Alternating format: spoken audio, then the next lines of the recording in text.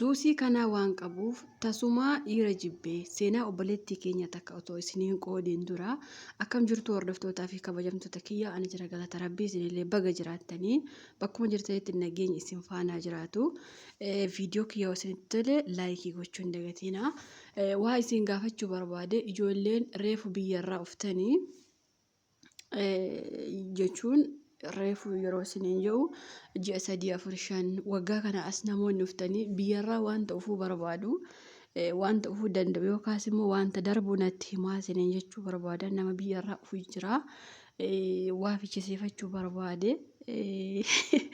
waan guddaallee miti shiroo fa'aa barbaree fa'aa biddeen fa'aa yaada dhugaa dubbachuu fi qabaa baay'eedha.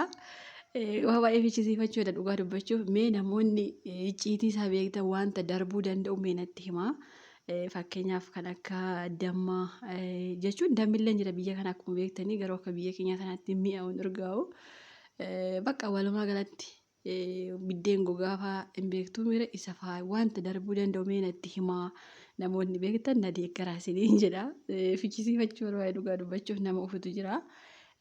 Hedduu yaadee jira waan kana maaliif waggaa baay'ee Itoophiyaa kanarra fagaadheera waan ta'eef baay'ee yaade waan darbuu danda'uu fi wanta hin dabarre koomentii jalatti naa barreessaa isiniin jedha. Seenaa obboleettii keenya ani biyya namaa keessaa waggaa 19 ergi jiraadhee booda gara biyyaatti galee gaa'ila uummadhee baatii tokko yookaas baatii 2 osoo hin ta'in gara biyya Arabaatti deebi'uun ammas waggaa tokko hojjedhee gara biyyaa galee gaa'ila uummadhee gaa'ila sana diiguun biyya kana keessattis ergi dhufee nama 4tti yookaas haga nama 5 heerumee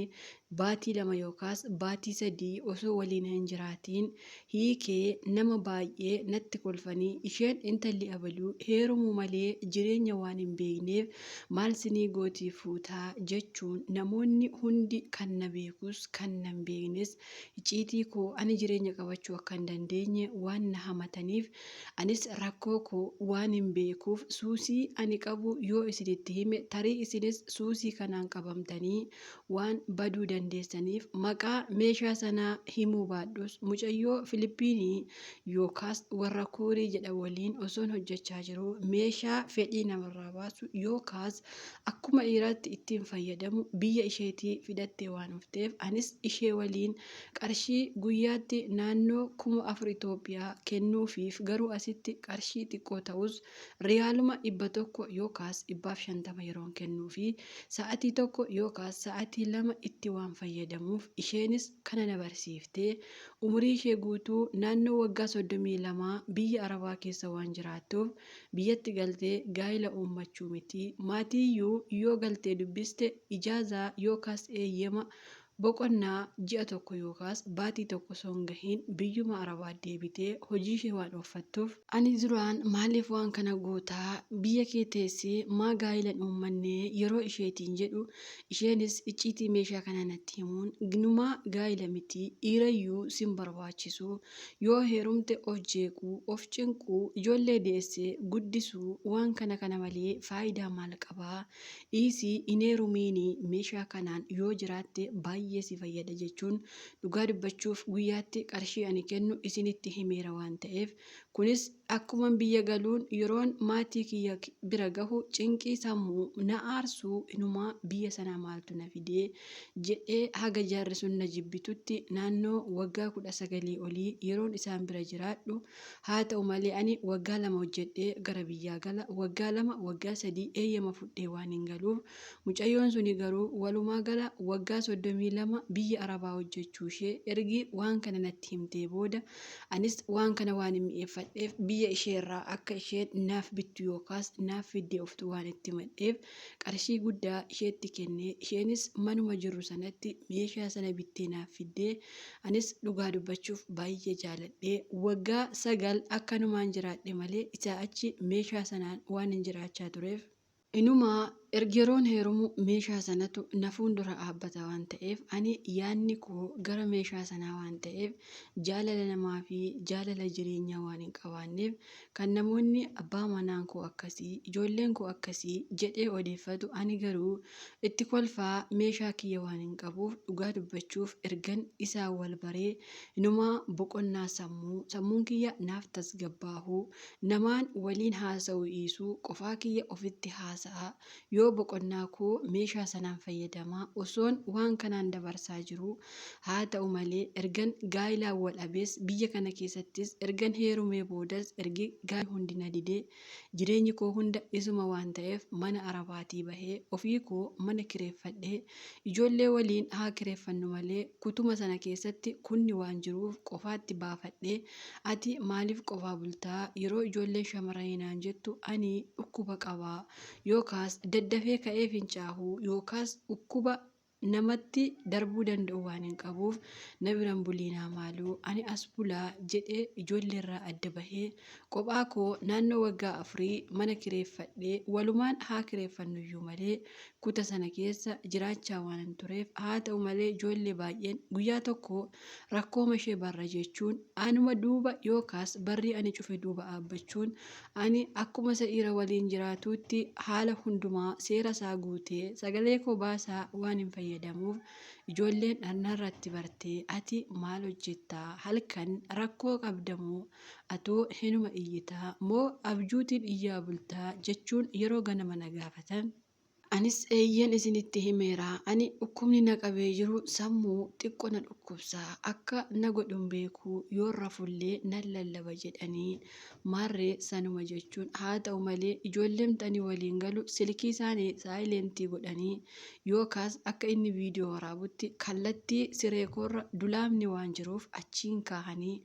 ani bakkuma naqee ciisuun uffata ofirraa yaasee akkuma nama waliin fayyadamuutti meeshaa sana waan fayyadamuuf silkii isaanii hamma na waraabee cufatee ganama yeroo achii fu'anii ilaalan waan hundumaa achi keessatti arganii natti agarsiisanii maaliif akkasuuf gootaa ilmi namaa hin jiru moo seexana sitti fayyadamaa inumaa meeshaan kun biyya kana keessa hin jiru eessaa fiddeettaa jedhanii yeroo na gaafatan anis biyya Filipiinii yookaas Kuuriyaa sanatu naaf fidee yeroon mana arabaa jiru bitadhee jedheen yeroo itti himu isaanis naaf boohanii ati rabbii kees dallansiistee qaama keettis taphachaa jirta ati hinumaa baalageedha waan kana yoo dhiisuu hin dandeenye miidiyaa irratti gadi si baafnee si salphifnaa yookaan fidii meeshaa kana sirraa fuunee kukkunnaa jechuun yeroo isaan na qabatan anis anaan ajjeesaa malee meeshaa kana na jalaan kukkutiinaa jedhee yeroo isaanitti himu isaanis dhugaa dubbachuuf meeshaa sana yeroo suma kukkutuun yoo ati lammuu waa dubbatte miidiyaa irratti si baafnaa viidiyoon kee nu harka akka jiru atuu beekta waan ta'eef yeroo isaan naan jedhan anis baay'ee boohee maraadhee akka namni namarraa du'eetti yeroo isaanitti lolu yookaas itti maraadhu isaanis feetuuf ajjeesii yookaas fooqii yaabii of darbii yaa baalagee Oromoon safuu beekaa ati garuu meeshaa eessaa fiddee waan kana hojjetta jechuun hinumaa guyyaa 2 na hidhanii ijoolleen sun Oromoo osoo hin taane ani akka diina nafxanyaatti isaan ilaalaa waan hin jiruuf guyyaa 2 na hidhanii na garafanii nyaata hirkatanii na biratti nyaatu na biratti dhugu dararaa meeqa keessaan gaafa guyyaa 2ffaa oolee bulee 3ffaa gaafa ani lallaafu nyaata natti kennanii anis nyaata sana nyaadhee xiqqoo sammuun kiyya natti deebi'ee ammas maaloo meeshaa koo naaf bitaa yeroo jedhe isaan gaafadhu kuni hinumaa fayyaa hin qabdu jedhanii shurxaa natti waamanii bakka mana isaaniirraa na fageessanii nagatanii mana sana natu kireeffate malee isaan garuu abbuma manaa ta'anii manuma sanayyuu na orkatanii shurxaa yookaas poolisii natti waamanii battalumaan mana hidhaatti darbamee naannoo ji'a 8 yookaas baatii 8 waan ilmi namaa arguu hin dandeenye mana hidhaa sana keessatti qorraa yeroo ho'aa osoo kana dabarsuu akkuma rabbi na gargaareen gara biyyaa galee maatii koo bira yeroon gahu isaanis maalii ati nama fakkaattu bineensa fakkaattaayii jechuun qarshii koo waggaa amma kanaa itti argaa ture maatiin koo akka udaanii na xireeffachaa inumaa ati yeroo jireenya didde si barree ati ilma namaa keessaa baateetta inumaa bifaanu maal fakkaatta jechuun dhugaa dubbachuuf osoo ani waa tokko isaan go'iin haafuma lafaatu nama muka qilleensa biyyuma isaan na jibbee jennaan anis gara magaalaa Finfinnee deemee mana kiraayii tokko galee qarshii walitti qabadhee ammas biyya Arabaatti deebi'ee biyya Arabaa keessaa hojjetachaa jira. Haa ta'u malee namni ammallee gaa'ilaaf na barbaadaa jira. Ani garuu meeshaa sana eessaan deemee bitadha yoon jedhe silkii mucayyoo sanaa yeroo sana ijoolleen narraa fuudhanii silkii sana waan caccabsaniif ani silkii sanallee waan hin qabaanneef hamma har'aa mucayyoo sana argachuuf bu'aa bayii ani hin dabarre yookaas ani hin goone hin jiru. Haa ta'u malee mucayyoo sanas argachuu hin dandeenye meeshaa sanas argachuu hin dandeenye hamma har'aatti ani ilma namaa caalaa meeshaa sana yaadaa waan jiruuf mee isin hiriyoonni koo otoo isin ta'ee wanti kun isin mudatee akkamitti dhiiftumoo deemtanii namuma gaafattanii namuma Filiippiinii ta'e tokko irraa deemtanii bitattumoo yookaas biyya keetii deemii naa fidi jettumoo akkam gootuun aamsa kootii. Haa ta'u malee ani ammallee ganamaa galgala yeroon taa'u yeroon ka'u moodesii amma 5-6-7 waan nan geenyeef maadaamiin koollee ati foolii qabdaa nyaatan hojjetiinii mana faa walawwalii meeshaa faa miici malee waa tokko akkan goone jechuun na tuffattee inumaa ijoolleen sheeroo na bira geessu finyaan qabattee sababiinsaa anis yeroo tokko fincaan fakkaatee waan narra yaa'uuf doktoorii bira yoo deemillee ati ukkuman qabdu kana fayyadami jechuun qoricha yookaas teetiriyaa wayii natti kennanii waan na deebisaniif maadaamiin koo ammallee na xireeffachaa maali kunii anti maafi sabbaa yookaas shaaworiin galtuu jechaa na balaaleffattee meeshaa kiyya harkaan hin tuqiin hamma naan jettutti dhugaa dubbachuuf namni nan beeknes namni na beekus na xireeffachuu waan jalqabeef ani waan godhu wallaalee badiin koo maal akka ta'e rabbiin addunyaa irrattiyyuu natti agarsiisaa waan jiruuf nama rabbiin jaalatee namni hin jaalataa nama namni jibbee rabbiin hin jibba akkuma jedhan dhugaa dubbachuuf ilmi namaa akka sareetti waan na jibbeef namni bifa koo ilaalee bifti koo baay'ee waan bareeduuf akka na fuudhu nama hedduun ammallee na gaafachaa waan jiruuf ani garuu ammallee heerumee jireenya sana hin diigamoo akkaman godha jedhee waan hin shakkuuf garuu mucayyoo guyyaa tokko waa'ee meeshaa qaama ishee keessaa jettee seenaa ishee dhaggeeffadhee isheef furmaata koomentii goota waan ta'eef anis furmaata isinirraa barbaada heerumii gaa'ila kee uffadhu jettumoo ati duraanuu baddeettaa akkuma baddetti deemii waan barte baradhu naan jettumoo dhaamsa keessan yookaas yaada keessan naaf qoodaa galatoomaa jetti obboleettiin keenya. Seenaa obboleettii keenya isinii dubbisee ka'ee jira. Seenaa ishee keessatti wanti ani akka nama tokkotti dubbachuu barbaadu isin yaada keessan koomentii jalatti qoodaa fi fakkeenyaaf biyya Arabaa kana keessatti fakkeenyaaf keessaafuu kan akka Indoneesiyaa fi Filiippiinii faana yeroo jiraannu biyya isaanii akkuma beektan meeshaa adda addaa jira kan itti fayyadamu adda addaa jira waan ta'eef yeroo isaan fidatanii dhufan namoonni waan akkasii harkatti agartan hinumaayyuu saaxiluu qabdanii arafatti himuu qabdanii aranni waan kana agartee akkan taaneen ishee ajjeefti jechuudha. Tokkoffaa fayyaa keenya caalaa fayyaan keenya inumaa jechuun ergi rabbiin sodaachuu dhiifne ilma namaa sodaachuun faayidaa takka illee nuuf hin qabu maaliif ilma namaa hin sodaatina rabbiin iyyuu hin sodaanne waan ta'eef ilmi namaa waan takka waan isin godhu hin qabu garuu mucayyoon kun amma seenaa ishee keessatti qarshii guddaatiin itti fayyadamaa ture yookaas immoo qarshii guddaatiin biyya sanaatii bitee fide jettee dhugaa dubbachuuf rabbiin dhiifama siif haa godhu nama si jibbellee rabbiin sitti haa urgeessu ani waan siin jedhu hin qabu. Sababiin isaa nama badii balleessa tokko ittumaan arrabsineetu kana goote sana goote jechuu caalaa yaada ishee jijjiiruu danda'u. Koomentii jalatti qoodaa fi ani wanta kanarraa osoo deebite gaariidha atammallee karaa bitattu karaa barbaaddachuu jirta eessaan Filiippiinii sana argaa eessaan meeshaa sana arga jechuu jirta karaa kanarraa osoo deebite baay'ee gaariidha. Akkaataa kamiin deebi'uu danda'a? Akkamitti deebi'a? Waan kana baradhe ka jettee fi tokkoffaa gaa'ila itti galuun dura sammuu kee kana jijjiiri. Sammuu kee gaafa jijjiirtu hiriyyaan wal barii. Hiriyyaa gaafa siin jedhu hiriyyaa shamarran ta'e dhiira nama jireenya ofii seeraan oofachaa jirutti siqii. Nama sana waliin hariiroo baay'isii. Hariiroo haasoo haasa'ii. Irra caalaa immoo biizii of godhi. Fakkeenyaaf biizii of gochuu jechuun maali? Fakkeenyaaf amma namoonni tiktookii banatanii jiranii yuutuubii banachuun jira. Yuutuubiin mataan isaa biizii si godha. Viidiyoo akkamitti gadhiisa? Akkamittiin viidiyoo hojjedha? Yuutuubiin qarshii akkamitti naa kaffala? Waan kana miidiyaan toleera waan ta'eef kanumayyuu biizii of goote hojii maadaamii kee yoo fixxe kanumatti biizii of goote waan gaariidha. Har'a yuutuubiin isinitti qalbii fakkaachuu danda'a. Namoonni baay'ee yeroo isaanii bakka adda addaatti fixu. Garuu yuutuubiin sirriitti sa'aatii namaa nyaata. Aguma sa'aatii keessi nyaatu immoo si gammachiisa. Kanaaf irratoo yeroo keessan fixxanii baay'ee gaariidha jedhee yaadanii. Sababiin isaa waan si fayyadudha. Sammuu keefis immoo baay'ee gaariidha. Har'a amma gaafa kophaa keenya teenyee namarraa fagaannee of taanee jiraanna gaafa jenne wanti kun soba. Wanta hedduutu sitti asaasa. Wanta hedduutu waan kun gaarii siin jedha waan ta'eef namaa yoo walitti siqte hariiroo namaa yoo baay'iste jireenya keeratti biizii yoo taate achii booda waan kanaa hin yaadattu jechuudha. Achii kaatee ergi waan kana sammuu kee kontirool gootee yookaas immoo sirreeffattee booda gara jireenya dhaabbachuu yookaas immoo gara heerumuutti osoo galtee baay'ee gaariidha jedhee yaada. Maaliif